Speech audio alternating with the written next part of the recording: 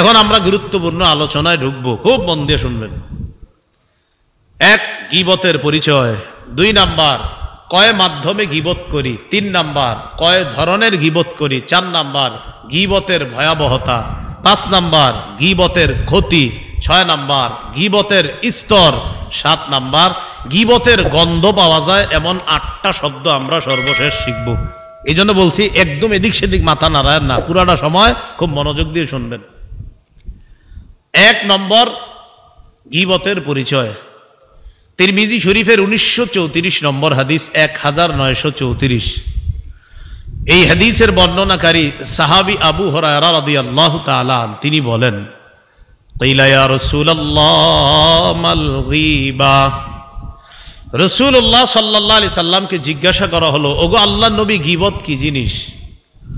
ফাকালা রাসূলুল্লাহ সাল্লাল্লাহু আলাইহি ওয়াসাল্লাম, যিকরুকা আখাকা বিমা ইয়াকরা। রাসূলুল্লাহ সাল্লাল্লাহু আলাইহি সাল্লাম বললেন, তুমি তোমার ভাইয়ের ব্যাপারে এমন আলোচনা করা যেটা তোমার ভাই অপছন্দ করবে। আপনাদের এই এলাকায় এক ব্যক্তির নাম আব্দুল করিম। এই আব্দুল করিমের ব্যাপারে আওয়াজ আগেরটাই করেন, এরকম হয়ে গেল কেন হঠাৎ? হ্যাঁ, আগের মতোই করো, এরকম হলো কেন? আপনাদের এলাকায় এক ব্যক্তির নাম আব্দুল করিম। এই আব্দুল করিমের কোনো একটা বিষয় আপনাদের সামনে আমি বললাম, যেই কথাটা আব্দুল করিম যদি শুনতো এখানে তাহলে অপছন্দ করবে, এটাকে কি বলা হয়? গীবত। এখন আপনাদের প্রশ্ন জাগবে, হুজুর যদি আব্দুল করিমের মধ্যে সত্যিকার অর্থে এই অপরাধটা থাকে, হইতে পারে কিনা?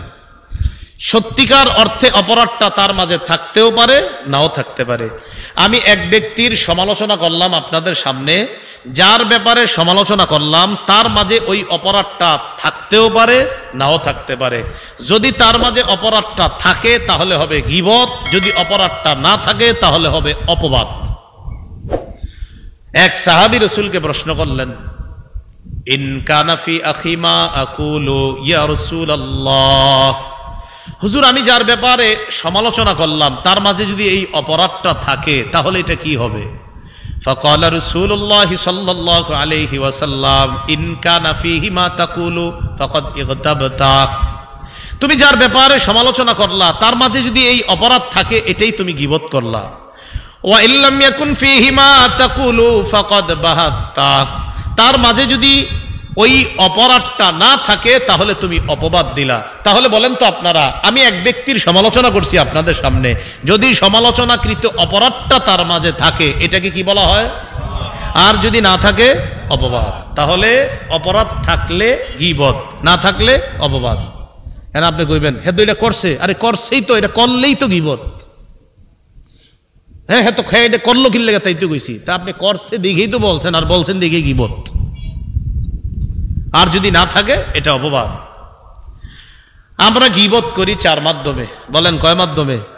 এতদিন জানতেন শুধু মুখ দিয়ে গীবত হয়, আজকে জানবেন 4 মাধ্যমে গীবত করি আমরা। 1 নাম্বার, আল গীবাতু বিল লিসান, জিহ্বা দিয়ে গীবত, মুখ দিয়ে গীবত। 2 নাম্বার, আল গীবাতু বিল কলব, অন্তর দিয়ে গীবত। 3 নাম্বার, আল গীবাতু বিল ইশারা, ইঙ্গিতে গীবত। 4 নাম্বার, আল গীবাতু বিল কিতাবা, লেখায় গীবত। ফেসবুক ব্যবহারকারীরা একদম উঠেন না, মন দিয়ে শোনেন, লেখায়ও গীবত হয়। আমি আবার বলছি, এরপর আবার আপনারা বলবেন। 1 নাম্বার মুখের গীবত, 2 নাম্বার কলব দিয়ে গীবত, 3 নাম্বার ইশারায় গীবত, 4 নাম্বার কলম দিয়ে বা লেখায় গীবত। এবার আপনারা বলেন, 1 নাম্বার মুখ দিয়ে, 2 নাম্বার কলব দিয়ে, 3 নাম্বার ইশারায়, 4 নাম্বার লেখা দিয়ে। মুখ দিয়ে গীবত এটা তো সবাই জানেন। আমি ওনার ব্যাপারে অযথা আপনাদের সামনে যদি একটা গীবত করি, যেটা দরকার ছিল না, অপরাধ একটা করছে উনি, কিন্তু ওনার এই অপরাধটা বলা দরকার ছিল না, তাও বলে দিস। রাসূলুল্লাহ সাল্লাল্লাহু আলাইহি সাল্লাম বলেন, এই যে তুমি অযথা একজনের ব্যাপারে এটা বলে ফেললা, দুনিয়ার পূর্ব পশ্চিম যত বড়, তুমি জাহান্নামের এই পরিমাণ গভীরতায় শুধু একটা এই অনর্থক গীবতের কারণে তোমার ঠিকানা হতে পারে। সহিহ বুখারীর বর্ণনা 6477 নম্বর হাদিস। এই হাদিসের মধ্যে আসছে, ক্বালা রাসূলুল্লাহ সাল্লাল্লাহু আলাইহি ওয়াসাল্লাম, ইন্নাল আবদা লা ইয়াতাকাল্লামু বিল কালিমাতি মা ইয়াতাবায়্যানু ফিহা ইয়াজিল্লু বিহা ফিন নার আবআদা মিম্মা মিম্মা বাইনাল মাশরিক। রাসূলুল্লাহ সাল্লাল্লাহু আলাইহি সাল্লাম বলেন, কোন বান্দা যদি অনর্থক কারো গীবত করে, সমালোচনা করে, অনর্থক হুদাই বলছে মুখ দিয়া, কোনো দরকার ছিল না বলা, চারজনে চা খাইতেছি, আন্দাজে আমি ওনার ব্যাপারে কইয়া দিলাম একটা কথা। নবীজি বলেন, ওই ব্যক্তি এই কথার পরিণতি সম্পর্কে সে চিন্তাও করে নাই যে কি হইতে পারে। ইয়াহবি বিহা ফিন্নার আবআদা মিম্মা বাইনাল মাশরিক। একটা কথার কারণে দুনিয়ার পূর্ব পশ্চিম যত বড়, জাহান্নামের এই পরিমাণ গভীরে সে যাবে। নাউজুবিল্লাহ। এই জিহ্বা নিয়ন্ত্রণ করেন, আল্লাহ হেফাজত করেন আমাদের। বেশিরভাগ মানুষ শুধু জিহ্বার অপরাধে জাহান্নামে যাবে। সহিহ বুখারী 6478 নম্বর হাদিসের বর্ণনা, قال رسول الله صلى الله عليه وسلم إن العبد لا يتكلم بالكلمة من سخط الله لا يلقي لها بالا يهوي بها في جهنم। রাসূলুল্লাহ সাল্লাল্লাহু আলাইহি ওয়াসাল্লাম বলেন, কোন ব্যক্তি পরিণতি চিন্তা না করে কথার কথা বলে ফেলছে। আমরা অনেক সময় কথা বলি, এই তুই এটা বললি কেন? আরে এমনি কথার কথা বললাম। এই আজকে থেকে আর কথার কথা বললেন না। এই যে কথার কথা বলে ফেলছেন, ৩-৪ জন কথা বলতে বলতে হঠাৎ একজনের ব্যাপারে বললেন, তো আমি বললাম তোর মেয়ে কি কইলেন? আরে মেয়ে এমনি কথার কথা কইলাম। এগুলো এত গুরুত্ব দেন কা? রাসূল বলেন, এই একটা কথার কথা তোমাকে জাহান্নামে নিয়ে যাবে। প্রিয় ভাইরা, জিহ্বাকে গীবত থেকে হেফাজত করবো, আল্লাহ আমাদেরকে তৌফিক দান করেন। ২ নাম্বার, কোন মাধ্যমে গীবত করি? কলব। ইবনে হাজার হাইতামি রহমতুল্লাহি আলাইহি বলেন, আল গীবাতু বিল কলব হিয়া আন তাজুন্না বিহি সুআ। কলবের গীবত হলো কলব দিয়ে কারো ব্যাপারে খারাপ ধারণা করা। সহিহ বুখারীর বর্ণনা 5143 নম্বর হাদিস।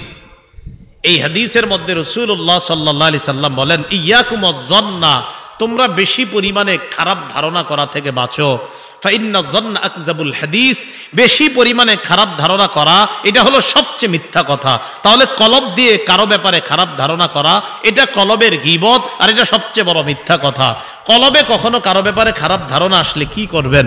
কলবে দাফন করে দিবেন, মুখে ইস্তেগফার পাঠ করবেন, আর নিজের ৯৯টা গুনাহের কথা স্মরণ করবেন। কথার কথা, ওই ব্যাটার তো একটা, আপনার আরো ৯৯টা আছে।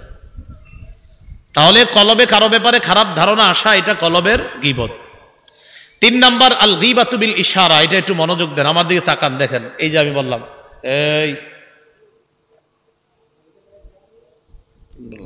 এই দেখ দেখ দেখ, হাত দিয়ে ইঙ্গিত করে একজন খাটো মানুষ আপনাদেরকে ইঙ্গিতে দেখেছে, এই এই দেখ দেখ, ইঙ্গিতে এভাবে। কথাও বলি নাই, কিচ্ছু বলি নাই, শুধু করছে চোখ টিপান মেরে। এটা ইশারার গীবত, এটা আপনাকে জাহান্নামে নিয়ে যাবে। এগুলো আছে আমাদের মাঝে, বলেন। হ্যাঁ, মুসনাদ আহমদের হাদিস শুনেন, 25708 নম্বর হাদিস। এই হাদিসের বর্ণনাকারী আম্মা জান আয়েশা সিদ্দিকা রাদিয়াল্লাহু তাআলা আনহা, আন আয়েশা সিদ্দিকা রাদিয়াল্লাহু তাআলা আনহা قالت دخلت امرأة قصيرة إلى النبي صلى الله عليه وسلم فقلت بإبهامي هكذا أشرت إلى النبي صلى الله عليه وسلم أنها قصيرة। আম্মা জান আয়েশা বলেন, আল্লাহ নবীর দরবারে একজন খাটো মহিলা উপস্থিত হয়। নবীর দিকে আমি হাতের মাধ্যমে এইভাবে ইশারা করে আল্লাহ নবীকে ইঙ্গিতে দেখায় দিয়ে বললাম, ইয়া রাসূলুল্লাহ, দেখেন খাটো মহিলা। মুখে কয় না, ইঙ্গিতে। আমি ইঙ্গিতে এইভাবে বলে দিলাম, হুজুর দেখেন দেখেন খাটো। আল্লাহ নবীর সাথে সাথে বললেন, আয়েশা ইগতাবতিহা, তুমি গীবত করছো। শিক্ষক কেমন দেখেন তো, শরীয়তের ব্যাপারে কাউরে ছাড় নাই, নগদ।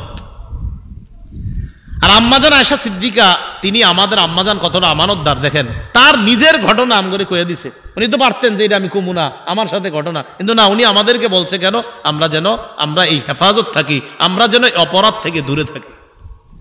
তো আম্মাজান বলেন, আমি একজন নারীকে ইঙ্গিতে দেখাইছি হুজুর খাটো। রাসূল কয়, ইগতাবতিহা, আয়েশা তুমি গীবত করছো। আবু দাউদ শরীফের হাদিস 4875 নম্বর হাদিস। এই হাদিসের বর্ণনাকারীও আম্মা জান আয়েশা সিদ্দিকা রাদিয়াল্লাহু তাআলা আনহা। তিনি বলেন, আমি রাসূলুল্লাহ সাল্লাল্লাহু আলাইহি সাল্লামকে বললাম, হাসবুকা মিন সফিয়াতা কাযা ওয়া কাযা তানি কাসীরা। নবীজির আরেকজন বিবি ছিলেন আমাদের আম্মাজান সফিয়া রাদিয়াল্লাহু তাআলা আনহা। আমি একটা বাংলা বলবো, এই বাংলাটাই কিন্তু বলবেন আমাদের আম্মাজানের শানে, অন্য বাংলা বলবেন না। আম্মাজান সফিয়া দেখতে তুলনামূলক আম্মাজান আয়েশা সিদ্দিকা রাদিয়াল্লাহু তাআলা আনহার চাইতে একটু কম লম্বা ছিলেন, মানে একটু কম লম্বা ছিলেন। এই বাংলাটাই বলবেন যে একটু কম লম্বা ছিলেন আম্মাজানের তুলনায়। সফিয়া রাদিয়াল্লাহু তাআলা আনহা একটু কম লম্বা ছিলেন। তো আম্মাজান আয়েশা সিদ্দিকা রাদিয়াল্লাহু তাআলা আনহা নবীজিকে বললেন, হাসবুকা মিন সফিয়া কাযা ওয়া কাযা তানি কাসীরা। হুজুর, সফিয়া তো এমন এমন, অর্থাৎ একটু কম লম্বা। নবীজি কি বললেন দেখেন, লাকাদ কুলতি কালিমাতান লাউ মুজিজাত বিমাইল বাহরি লামাজাজাত। আয়েশা, তুমি এমন একটা বাক্য বললা, যেই বাক্যটা যদি সমুদ্রের পানির সাথে মিশিয়ে দেওয়া হয়, এই বাক্যের বিষাক্ততায় সমুদ্রের পানির রং পাল্টে যাবে। এটা গীবত। এই গীবত নামক আপনার আমার কোন বাক্য সমুদ্রে তুমি মেঘনা নদী সামনে কক্সবাজারের সমুদ্রের মধ্যে যদি ফেলে দেওয়া হয়, নবী বলেন এটার যদি আসর প্রতিক্রিয়াটা সমুদ্রের মধ্যে ছড়াইতো, তাহলে সমুদ্রের পানির রং পাল্টে যেত। একটা গীবতের এই পরিমাণ বিষাক্ত। মুসলমানের সম্মান হানি করেন না, আল্লাহ বুঝার তৌফিক দান করেন। তাহলে ইশারায় গীবত বুঝাইছিনি, চোখ টিবান, এই চোখ দিয়ে একজন আরেকজনকে ক্রিটিসাইজ করা, অপমান, এটা আমরা করব না ইনশাআল্লাহ। 4 নাম্বার কোন মাধ্যমে গীবত করি জানি? লেখা।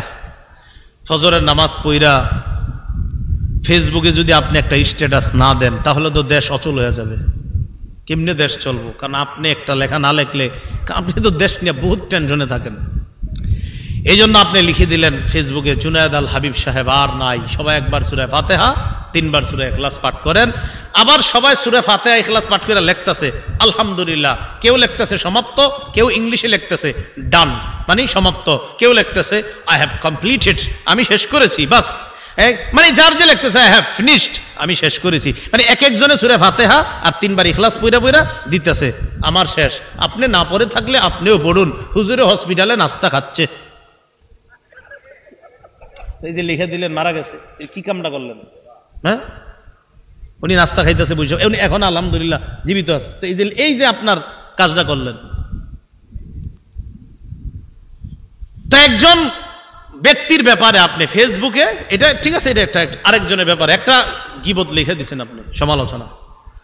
বেচারা আসলে একটা অপরাধ করছে, মনে করেন 10 বছর আগে। তো 10 বছর আগে অপরাধটা করার পর উনি তওবা কইরা ভালো হয়ে গেছে।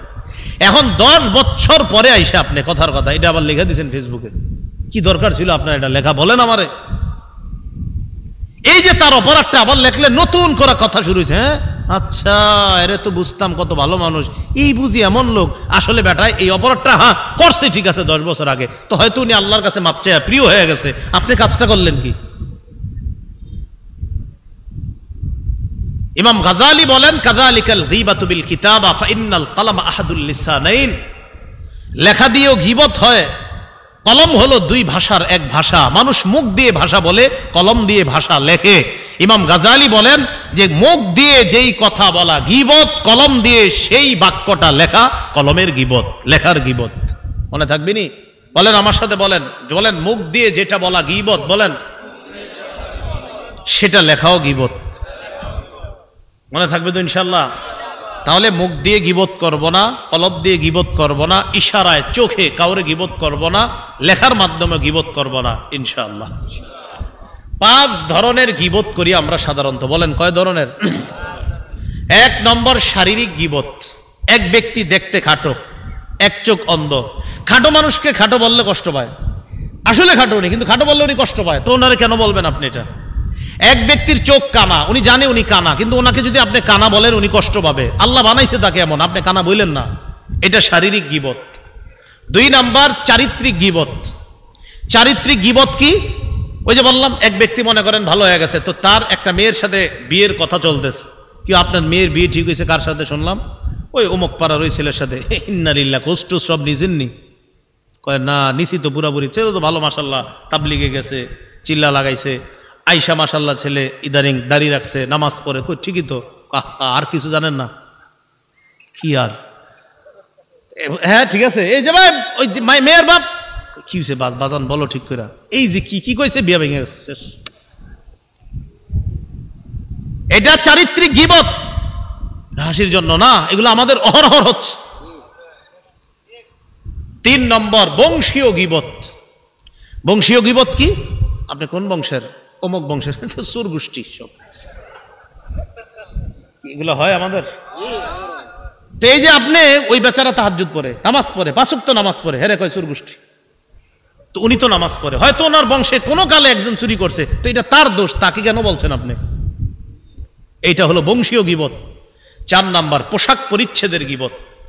আপনার 10 জন বন্ধুকে আপনার মেয়ের বিয়েতে দাওয়াত দিয়েছেন, 9 জন 900 টাকা, 600 টাকা, 700 টাকা গজের পাঞ্জাবি পরে আপনার মেয়ের বিয়েতে আসার সামর্থ্য আছে, এটা আপনিও জানেন।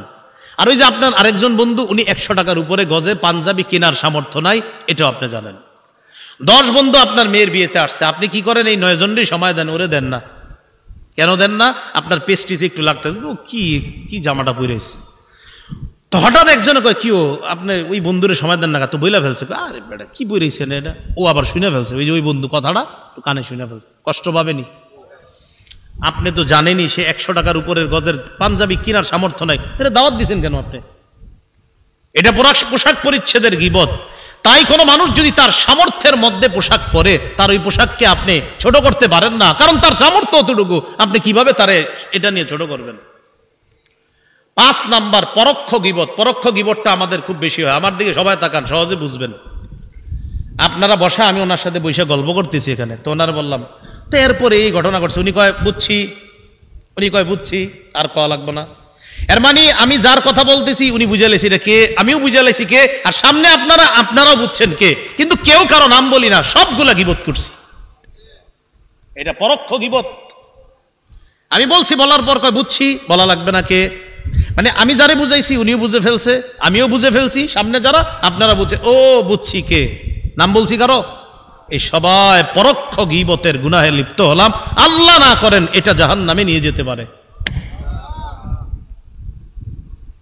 তাহলে 1 নাম্বার শারীরিক গীবত, 2 নাম্বার চারিত্রিক গীবত, 3 নাম্বার বংশীয় গীবত, 4 নাম্বার পোশাক পরিচ্ছেদের গীবত, 5 নাম্বার পরোক্ষ গীবত। এই 5 ধরনের গীবত, 4 মাধ্যমের গীবত, সব গীবত থেকে আল্লাহ হেফাজত করেন। গীবতের ভয়াবহতা জানবো এখন আমরা। গীবতের শুধু একটু বাংলা জেনে রাখবেন একটা ভয়াবহতা। বাইহাকি শরীফের বর্ণনায় রাসূলুল্লাহ সাল্লাল্লাহু আলাইহি সাল্লাম বলেন, আল গীবাতু আশাদ্দু মিনাজ জিনা। গীবত জিনার চেয়ে বড় অপরাধ। গীবত জিনার চেয়ে বড় অপরাধ। আচ্ছা বলেন তো, একটা ব্যক্তি জিনা করছে, এটা কি আমরা বড় অপরাধ হিসাবে দেখি নাকি গীবতটা? বাস্তবিক জিনাটা। আমরা কোনটাকে, গীবতটাকে বড় অপরাধ দেখি না জিনাটা? জিনা দেখলে বাস এরে আলকাতরা মালকাতরা যা আছে লাগায় টাগায়, কথার কথা। অথচ গীবত ওই জিনা নামক অপরাধের চেয়ে আরো ভয়ঙ্কর। যেই গীবত, যেই অপরাধটা আমরা সারাদিন করতেছি, এটা আমরা অপরাধী মনে করতেছি না, আর যেটা ওটার চেয়ে নিম্ন, এটা একদিন হইলে এলাকা পুরা গরম, অথচ যেটা অহরহর হচ্ছে এটার ব্যাপারে আমাদের আলোচনাই নেই। বলেন আপনারা, জিনা ভয়ঙ্কর না গীবত? হ্যাঁ, গীবত মুসলমানের সম্মানহানি। আস-সিলসিলাতুস সহিহা কিতাবের নাম, 1871 নম্বর হাদিস। قال رسول الله صلى الله عليه وسلم الربا 72 بابا أدناها إتيان الرجل أمة وأربى الربا استطالة الرجل في عرض المسلم بغير حق। রাসূলুল্লাহ সাল্লাল্লাহু আলাইহি সাল্লাম বলেন, সুদের 72টা শাখা। বলেন কয়টা? 72টা শাখা। আদনাহা ইতিয়ানুর রাজুলি উম্মাহ, সবচাইতে নিম্ন শাখা হলো আপন মায়ের সাথে জিনা করা। ও আরবার রিবা ইস্তিতালাতুর রাজুলি ফি ইরজিল মুসলিমি বিগাইরি হক, সুদের সবচাইতে বড় শাখা হলো কোন মুসলমানের অন্যায়ভাবে সম্মানহানি করা। সম্মানহানি, কোন মুসলমানের গীবত করাকে রাসূল কয় এটা বড় সুদ। সুদ হালাল না হারাম? রাসূল কয় সুদ হারাম, যে এই সুদের মধ্যে সবচেয়ে বড় সুদ কোন মুসলমানের গীবত করলা, পরনিন্দা করলা, এটা বড় সুদ। আল্লাহ হেফাজত করেন। এবার আমরা জানবো গীবতের পরিণাম, ক্ষতি। গীবতের 3টা ক্ষতি জানবো। বলেন কয়টা? এক নাম্বার ইহকালীন ক্ষতি, 2 নাম্বার পরকালীন ক্ষতি, 3 নাম্বার উভয় ক্ষতি। উভয় ক্ষতি মানে দুনিয়া আখিরাত মিলায়া। ইহকালীন ক্ষতি কি? ইহকালীন ক্ষতি, আপনি যদি কারো গীবত করেন আর যদি তার থেকে মাপ না চান, মনে রাখেন মরণের আগে আল্লাহ আপনার ঘরে হলেও আপনাকে অপমান করে ছাড়বেন। মানে ঠিক কি? ঠিক কইলেও ঠিক, না কইলেও ঠিক, কারণ আমি তো এখন হাদিস কম, এটা আমার মুখের কথা না তো। আবু দাউদ শরীফের 4880 নম্বর হাদিসের বর্ণনা, 4880, 4880। এই হাদিসের বর্ণনাকারী আবু বারজা রাদিয়াল্লাহু তাআলা তিনি বলেন, قال رسول الله صلى الله عليه وسلم يا معشر من آمن بلسانه ولم يدخل الإيمان قلبا لا تغتابوا المسلمين। রাসূলুল্লাহ সাল্লাল্লাহু আলাইহি সাল্লাম বলেন, হে ওই সমস্ত ব্যক্তিবর্গ যারা শুধু মুখে ঈমান এনেছো, অন্তরে যাদের এখনো ঈমান ঢুকে নাই, তোমরা মুসলমানদের গীবত করবা না। এই হাদিস দ্বারা বোঝা যায় কেউ যদি মুখে বলে আমি ঈমানদার, আবার ওই মুখেই যদি কারো গীবত করে, রাসূল বলছেন তুমি মুখেই ঈমানদার, কলবে তোমার এখনো ঈমান ঢুকে নাই। কারণ এক মুখে তুমি ঈমানের দাবি করা, ওই মুখে আবার গীবত করা। রাসূল বলেন যদি তুমি মুখে বলো আমি ঈমানদার, আবার ওই মুখেই যদি তুমি গীবত করো, তো বুঝতে হবে তুমি মুখে মুখে ঈমানদার, তোমার কলবে এখনো ঈমান ঢুকে নাই। কি বুঝলাম? এখনো শেষ করি নাই। কি বুঝলাম? মুখে এবং কলবে যার ঈমান থাকবে সে কখনো মুসলমানের গীবত করবে না। লা তাগতাবুল মুসলিমিনা, মুসলমানদের গীবত করবা না। ওয়ালা তাত্তাবিউ আওরাতিহিম, মুসলমানদের দোষ তালাশ করবা না। ফাইন্নাহু মান ইয়াত্তাবি আওরাতিহিম ইয়াত্তাবিউল্লাহু আওরাতাহ, কোন ব্যক্তি যদি অপর মুসলমানের দোষ তালাশ করে, আল্লাহ তার দোষ তালাশ করে। কে বলেন না? কে? আমি ওনার দোষ তালাশ করি, আল্লাহ আমারটা তালাশ করে। আমি ওনারটা পাইতেও পারি, নাও পাইতে পারি, রব তো আমারটা পেয়েই যাবে। না বুঝেন নাই মনে হয়। আমি ওনারটা তালাশ করি দোষ, আল্লাহ আমারটা দোষ তালাশ করে। আমি ওনারটা পাবো অথবা না পাবো সন্দেহ আছে, আল্লাহ তো আমারটা নিশ্চিত পাবে। রাসূলুল্লাহ সাল্লাল্লাহু আলাইহি সাল্লাম বলেন, কোন মুসলমান যখন আরেকজনের দোষ তালাশ করে, পরনিন্দা করে, আল্লাহ ওটার দোষ তালাশ করে। রাসূল বলেন ওমাইয়াত্তাবিল্লাহু আওরা, আল্লাহ যদি কারো দোষ তালাশ করে, ইয়াফযাহু ফি বাইতিহি, আল্লাহ তারে ঘরে হলেও অপমান করে ছাড়বে, তার ঘরে অপমান করে ছাড়বে। এটা ইহকালীন ক্ষতি। পরকালীন ক্ষতি কি? পরকালীন ক্ষতি হলো তামার নখ। তামার নখ দিয়ে গীবতকারী তার চেহারা আর বুক খামচাইতে থাকবে কিয়ামত পর্যন্ত। কিয়ামত কিন্তু মানে কিয়ামতের মাঠে তো বিচার রয়ে গেছে, এই কিয়ামতের বিচারের আগে গীবতকারী মরণের পরে তামার নখ হবে তার, এই নখ দিয়ে তার চেহারা আর বুককে খামচাইতে থাকবে। আবু দাউদ 4878 নম্বর হাদিসের বর্ণনা, রাসূলুল্লাহ সাল্লাল্লাহু আলাইহি সাল্লামের সাহাবী আনাস থেকে বর্ণনা, নবীজি বলেন, লাম্মা উরিজা বি মারারতু বিকওমিন লাহুম আসফারুম মিন নুহাস। মেরাজে আমি রওনা করলাম, আমি একদল মানুষের পাশ দিয়ে অতিক্রম করলাম। আমি তাকিয়ে দেখলাম লাহুম আসফারুম মিন নুহাস, তাদের নখগুলা তামার নখ। ইয়াখমিশুনা উজুহাহুম ওয়া সুদুরহুম, এই নখ দিয়া তারা তাদের চেহারা আর তাদের বুকগুলা এইভাবে খামচাইতেছে, তারা এইভাবে খামচাইতেছে। ফাকুলতু মান হাউলা ইয়া জিবরিল, আমি প্রশ্ন করলাম জিবরিল এরা কারা? জিবরিল আমিন জবাব দেয়, হাউলা ইল্লাযিনা ইয়াকুলুনা লুহুমান নাস ওয়া ইয়াকুনা ফি আরাদিহিম, এরা তারা যারা দুনিয়ার মধ্যে মানুষের গোশত খাইতো। কি খাইতো? এই জায়গার কেউ আছেন মানুষের গোশত খান? তো মানুষের গোশত মানে গীবত করত। ওয়া ইয়াকুনা ফি আরাদিহিম, যারা মানুষের সম্মান হানি করত। আল্লাহ আমাদেরকে অপরাধ থেকে বাঁচার তৌফিক দান করেন। গীবতের উভয় ক্ষতিটা দেখেন, আবু দাউদ শরীফের 4881 নম্বর হাদিস। আমি খানা খাইতেছি মনে করেন, আচ্ছা এটা দিয়ে দেখা, এটা একটা প্লেট মনে করেন, খানা খাইতেছি। খানা খাওয়ানোর সময় এক লোকমা মুখে দিতে দিতে আরেকজনের দোষ কইতেছে। রাসূলুল্লাহ সাল্লাল্লাহু আলাইহি সাল্লাম বলেন, মান আকালা বিরাজুলিন মুসলিমিন আকলাতান, কোন মুসলমান যদি অন্য কোন মুসলমানের দোষ বলতে বলতে এক লোকমা খাবার মুখে নেয়, খাবারটা নিতেছে, আচ্ছা ওই মুখে আরে তোর বেড়া ফালতু এই সে বলতে বলতে ফাইন্নাল্লাহা ইউতইমুহু মিসলাহা ফি জাহান্নাম, এই পরিমাণ আগুনের দোলা আল্লাহ তার মুখে ঢুকায় দিবে জাহান্নামে। এরপরে মনে করেন আপনি সেলোয়ার পড়তেছেন, জামা পড়তেছেন, জামা পড়তে পড়তে আরেকজনের দোষ কইতেছেন, জামা পড়তেছেন, বিবি কয় কি অবস্থা, মনে করে আরে তোর আর কইও না, বিবিরে কইতেছেন আর জামাটা পড়তেছেন। রাসূলুল্লাহ সাল্লাল্লাহু আলাইহি সাল্লাম বলেন, ওয়ামান কুসিয়া বিরাজুলিন সাওবান বিরাজুলিন সাওবা, কোন ব্যক্তি যদি জামা পড়তে পড়তে কারো দোষ বলে, ওয়ামান কুসিয়া বিরাজুলিন সাওবা, জামা পড়তে পড়তে যদি দোষ বলে, ফাইন্নাল্লাহ ইয়াকসুহু মিসলাহু ফি জাহান্নাম, আল্লাহ এই জাতীয় আগুনের জামা তাকে জাহান্নামে পড়ায়া দিবে। ওয়ামান কামা বিরিয়াইন ওয়া সুমআতিন, ওয়ামান কামা বিরাজুলিন রিয়াআন ওয়া সুমআতান বা মাকামা রিয়াইন ওয়া সুমআ, কোন ব্যক্তি যদি অপরের দোষ বইলা মানুষের সামনে বড় হইতে চায়, কোন ব্যক্তি অপরকে খাটো করে মানুষের সামনে বড় হইতে চায়, আপনারাও খুশি, জি হুজুর আরো কোন ইচ্ছা মতো এটারে, তো আপনাদের সামনে আমি খুব বাহবা পাইতেছি। আল্লাহ রসুল বলেন, ফাইন্নাল্লাহা ইয়াকুমু বিহি মাকামা রিয়াইন ওয়া সুমআতিন ইয়াউমাল কিয়ামাহ, কিয়ামতের ময়দানে ওই ব্যক্তিকে লক্ষ কোটি মানুষের সামনে দেখায়া আল্লাহ তাকে জাহান্নামে নিক্ষেপ করবে। কেন? তুমি না দুনিয়াতে মানুষের সামনে বড় হইতে চাইছো, এখন ঠিক আছে হযরত, আপনাকে আখেরাতেও মানুষের চোখের সামনেই আমি জাহান্নাম দিচ্ছি, জান। কি দোষ চর্চা করবেন? কারো গীবত করব? আমরা অনেক নামাজিরা এগুলো গুরুত্বই দিই না, মানে নামাজ পড়তে গেছে না মসজিদে 5 মিনিট বাকি, বসে বসে গীবত করে, কারে বুঝাইবেন? 10 মিনিট বাকি, দুজনে বসে বসে, কি অবস্থা, মেয়ের বিয়ে ঠিক হয়েছে নি, কার সাথে কি শুনলাম, এর বলে বাম চোখে সমস্যা আছে, শুরু হয়ে গেছে। এগুলো হাসবেন না, গুরুত্ব সহকারে নেন। আমরা ভালো ভালো পরিবেশগুলোকে আজকে গীবত দিয়ে নষ্ট করে ফেলছি।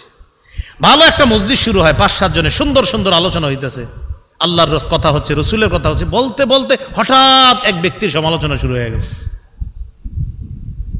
আল্লাহ আমাদেরকে হেফাজত করেন, আল্লাহ আমাদেরকে হেফাজত করেন। এবার আমরা জানবো গীবতের স্তর। গীবতের 4টি স্তর। 1 নাম্বার কুফরি, 2 নাম্বার মুনাফিকি, 3 নাম্বার হারাম, 4 নাম্বার গুনাহ। যেই গীবত বলা হারাম, এই গীবতের বিধান হলো হারাম, এই গীবত শোনাও হারাম। 4 নাম্বার মুবাহ বা বৈধ। জালেমের জুলুম প্রমাণ করার জন্য বিচারকের সামনে জালেমের বিরুদ্ধে 2-4টা দোষ বলা জায়েজ আছে। 2-4টা দোষ বলা কি আছে? এবার একটা গুরুত্বপূর্ণ কথা শুনেন, কখনো কখনো কারো সমালোচনা করা ওয়াজিব। কি বলেন তো? আপনারা সিজদা দেন কাকে? খুব একদম দিল থেকে বলবেন কাকে? এক ব্যক্তি আপনাদের এলাকায় নতুন আসছে, ইমাম হইয়া আসার পরে উনি আপনাদেরকে আল্লাহ ছাড়াও অন্য জায়গায় সিজদা দেওয়া শিখায়, কথার কথা। তো এতদিন সিজদা শুধু আল্লাহরই দিতেন, নতুন করে উনি এমন ভাবে বুঝাইছে আর আপনারাও বুঝে ফেলছেন, হ্যাঁ আল্লাহ ছাড়াও অন্য জায়গায় সিজদা দেওয়ার বিধান আছে। আপনাদের এই এলাকার প্রায় 150-200 মানুষ তৈরি হয়ে গেছে যে এখন অন্য জায়গায়ও সিজদা দিতে চায়, আল্লাহ ছাড়াও বাসে বাসে বিভিন্ন জায়গায় গিয়া সিজদা দেওয়ার জন্য তৈরি। এখন এই এলাকার উলামায়ে কেরাম, মাদ্রাসার উলামায়ে কেরাম, ইমাম খতিবরা সবাই মিলে ওই ব্যক্তির সমালোচনা করা ওয়াজিব। ওই ব্যক্তির সমালোচনা করা কি? কেন? জাতির ইমানকে হেফাজত করার জন্য ওই ব্যক্তির সমালোচনা করা তখন ওয়াজিব। কি কথা বুঝে আসছে? আচ্ছা, গীবতের গন্ধ পাওয়া যায় এমন 8টি শব্দ শিখবো। আমি প্রথমে এক শ্বাসে বলতেছি, পরে ব্যাখ্যা দিচ্ছি। 1 নাম্বার গীবত, পরনিন্দা, এটার অর্থ।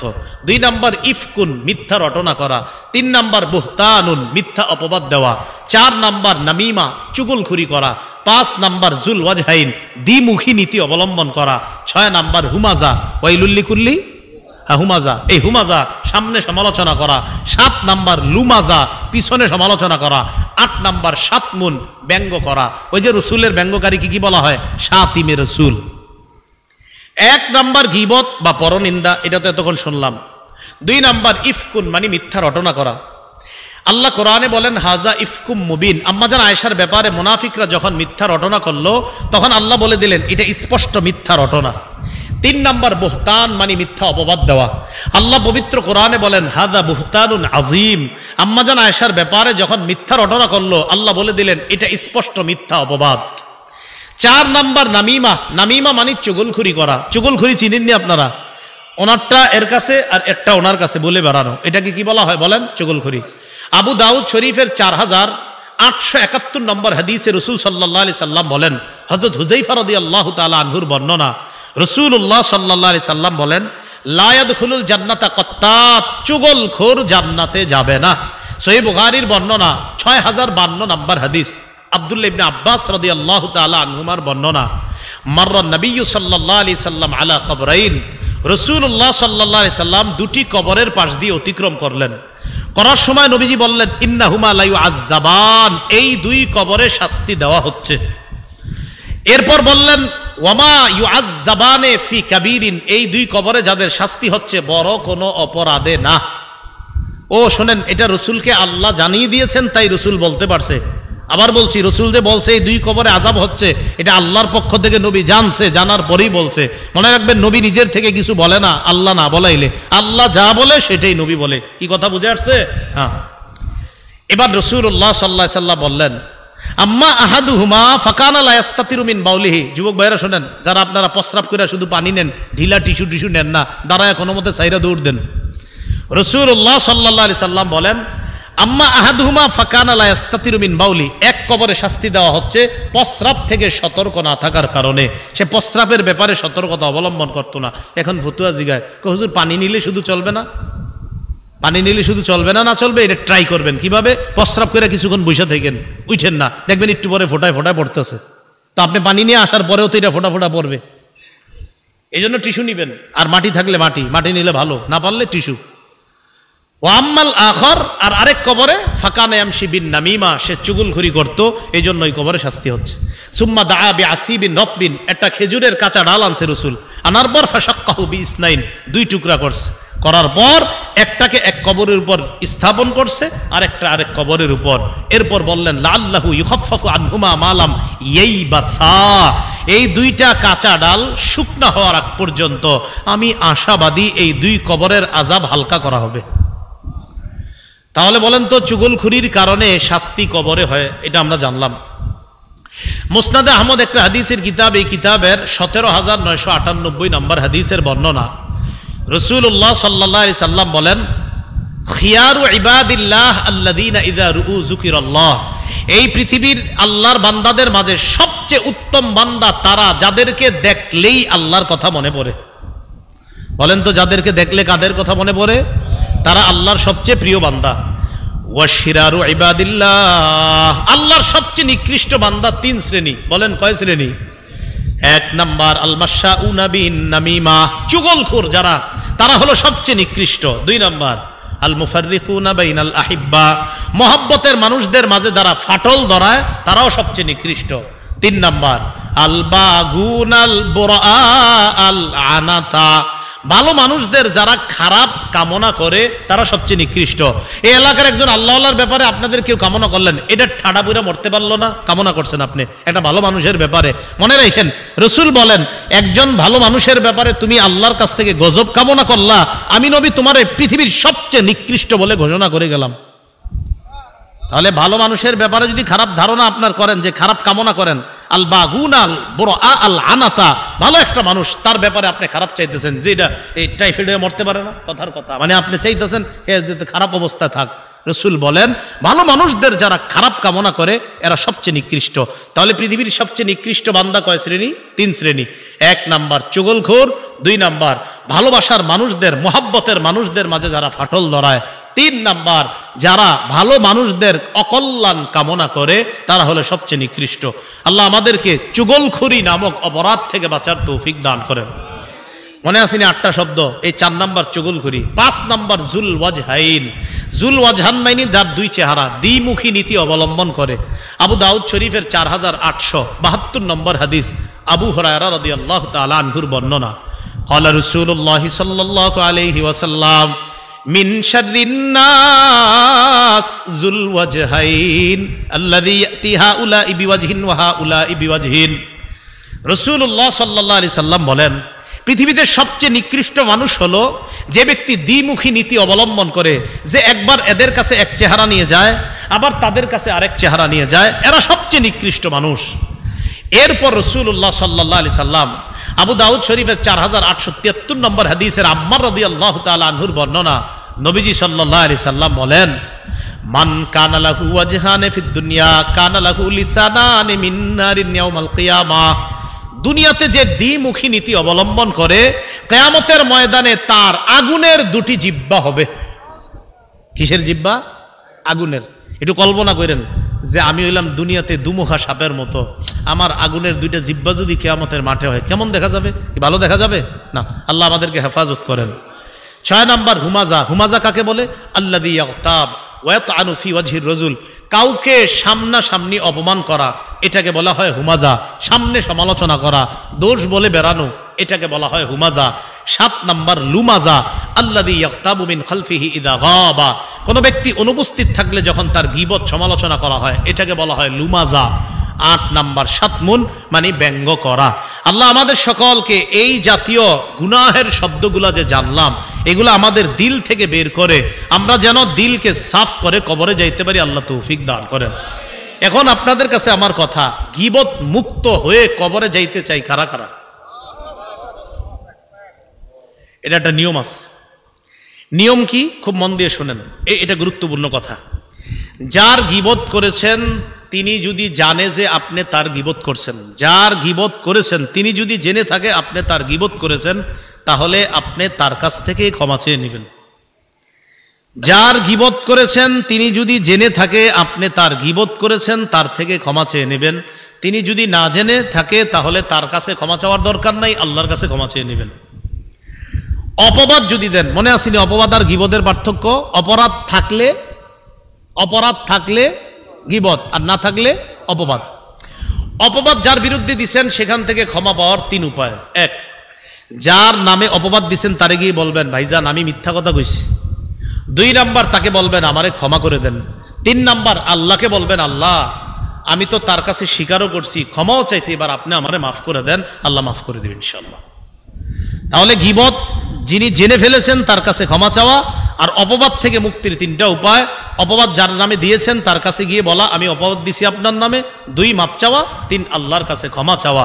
আল্লাহ পাক রব্বুল আলামিন আমাদের সকলকে পরনিন্দা, মুখের গীবত, অন্তরের গীবত, ইশারার গীবত, লেখার গীবত, শারীরিক গীবত, চারিত্রিক গীবত, বংশীয় গীবত, পোশাক পরিচ্ছেদের গীবত, পরোক্ষ গীবত, সব ধরনের গীবত থেকে বাঁচার তৌফিক দান করেন।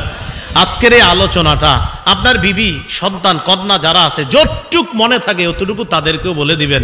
কখনো যদি বিবি গীবত করে মুখের উপরে বলে দিবেন গীবত করবা না, থামো। মেয়ে যদি গীবত করে সাথে সাথে বলবেন গীবত করবা না, থামো। এই ভাষায় গীবত করা নিষেধ লিখে দিবেন। কি ঠিক আছে না ইনশাআল্লাহ? আল্লাহ আমাদের সকলকে যে কথাগুলো বললাম শুনলাম এর উপর আমরা সকলে যেন আমল করতে পারি, আল্লাহ তৌফিক দান করেন। সুবহানাল্লাহি ওয়া বিহামদিহি, সুবহানাকাল্লাহুম্মা ওয়া বিহামদিকা আশহাদু আল্লা ইলাহা ইল্লা আনতা আস্তাগফিরুকা ওয়া আতুবু ইলাইক। আলহামদুলিল্লাহি রাব্বিল আলামিন ওয়াল আকিবাতু লিল মুত্তাকিন ওয়াস সালাতু ওয়াস সালামু আলা সাইয়্যিদিল আমবিয়া ওয়াল মুরসালিন ওয়া আলা আলিহি ওয়া আসহাবিহি আজমাইন। রব্বানা যালামনা আনফুসানা ওয়া ইল্লাম তাগফির লানা ওয়া তারহামনা লানাকুনান্না মিনাল খাসিরিন। রব্বিরহামহুমা কামা রাব্বায়ানি সগীরা। আল্লাহ আমাদেরকে আপনি মাফ করে দেন, জিন্দেগির সব গুনাহগুলো মাফ করে দেন। আল্লাহ আমাদের মধ্যে যারা অসুস্থ সুস্থ বানায় দেন, যারা ঋণী ঋণ পরিশোধের ব্যবস্থা করে দেন, যারা অভাবী অভাব দূর করে দেন। আল্লাহ আজকে যে মাদ্রাসার উদ্যোগে মাহফিলে মাদ্রাসার উস্তাদ ছাত্র সকলকে কবুল করে নেন। আল্লাহ মেহেরবানি করে আল্লাহ আজকে এই মাহফিলকে কেন্দ্র করে ইসলামী শরীয়তের আলোকে যে কথাটি আমরা জানলাম, গীবতের ভয়াবহতা, পরিণতি, ক্ষতি, এই ব্যাপারে আমরা জানতে পারলাম। মাওলা আল্লাহ আমার আগে যারা আলোচনা করেছে তারাই সবচেয়ে গুরুত্বপূর্ণ কথাগুলা বলেছেন। মাওলা আমি তো ভাঙা গলায় কিছু কথা তাদের সাথে মুজাকারা করছি। আল্লাহ মেহেরবানি করে আমার আগে যারা কথা বলেছে তাদের ভালো কথাগুলোর সাথে আল্লাহ আমার এই ভাঙাচুরা কথাগুলোকে আপনি কবুল করে নিয়েন। আল্লাহ আমি সহ আমরা সবাই যেন গীবত থেকে, শেকায়ত থেকে আমাদের এই জিহ্বাকে হেফাজত রাখতে পারি, তৌফিক দান করেন। আল্লাহ আমরা বুঝিও না কোনটা যে আমাদের মুখের অপরাধ হয়ে যাচ্ছে। মাওলা আল্লাহ এই জন্য আমাদের মুসলমানদেরকে আপনি বুঝ দেন। আমরা জিহ্বা খুলবো তো সুবহানাল্লাহ, আমরা জিহ্বা নাড়াবো তো আলহামদুলিল্লাহ, আমরা জিহ্বা নাড়াবো তো লা ইলাহা ইল্লাল্লাহ, আমরা জিহ্বা নাড়াবো তো আল্লাহু আকবার বলবো, আমরা জিহ্বা বন্ধ রাখবো তো আমরা ঘুমিয়ে থাকবো। যতক্ষণ জিহ্বা জারি থাকে মাওলা ততক্ষণ যেন আপনার স্মরণেই জিহ্বাকে জারি রাখতে পারি, তৌফিক দান করেন। আল্লাহ আমাদের দোয়া আপনি কবুল করেন। আল্লাহ আপনার নবী বলছেন জিহ্বার কারণে বেশিরভাগ মানুষ জাহান্নামে যাবে, এই কথাটা সবাইকে উপলব্ধি করার তৌফিক দান করেন। আজকে আমার সামনে যারা বসা, আমি যাদের সামনে বসা মাওলা, উলামা, তুলাবা, সুলাহা, আওয়াম, আইম্মা মাসাজিদ, মুহতামিমিনে মাদারিস যারা আছে আল্লাহ সবার সাথে আবার জান্নাতে দেখা করায়া দিয়েন। আল্লাহ এই আরজিটা আপনি কবুল করে নেন আল্লাহ, এই আরজিটা আপনি কবুল করে নেন আল্লাহ, এই আরজিটা কবুল করে নেন। আল্লাহুম্মা সাল্লি ওয়া সাল্লিম ওয়া বারিক আলা মুহাম্মদ। সুবহানা রাব্বিকা রাব্বিল ইজ্জাতি আম্মা ইয়াসিফুন ওয়া সালামুন আলাল মুরসালিন আলহামদুলিল্লাহি রাব্বিল আলামিন।